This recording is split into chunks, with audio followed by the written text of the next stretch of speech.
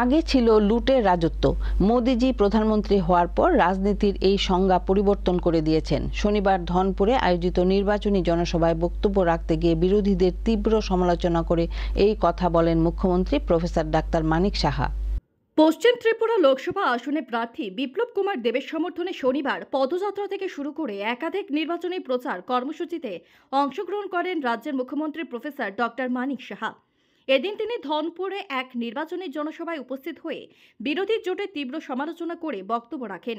এই জনসভায় মুখ্যমন্ত্রী ছাড়াও উপস্থিত ছিলেন কেন্দ্রীয় প্রতিমন্ত্রী প্রতিমা ভৌমিক সহ অন্যান্যরা।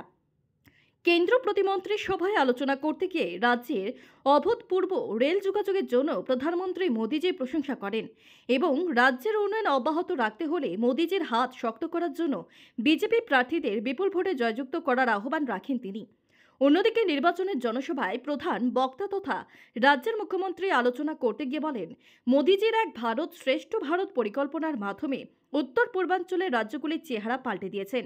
পাশাপাশি বেনিফিশিয়ারি স্কিমগুলি ফাইল বন্দি না রেখে মানুষের ঘরে পৌঁছে দেওয়ার জন্য নানা পরিকল্পনা গ্রহণ করেছেন। সেই অনুযায়ী প্রচার গাড়ি ও মেলার মাধ্যমে মানুষের দুয়ারে পৌঁছে দেওয়া হয়। মুখ্যমন্ত্রী আরও উল্লেখ করতে গিয়ে বলেন, আগে কেন্দ্রে ছিল লুটের রাজত্ব। মোদিজি প্রধানমন্ত্রী হওয়ার পর রাজনীতির এই সংজ্ঞাটি পাল্টে দিয়েছেন বলে উল্লেখ করেন মুখ্যমন্ত্রী। ভারতবর্ষের মধ্যে 28টা রাজ্যের মধ্যে ত্রিপুরার যে আইন শৃঙ্খলা নিচের দিক থেকে গত বছর অব্দি আমরা 5th পজিশনে ছিলাম, আর এবার 3rd পজিশন আমরা চলে এসেছি।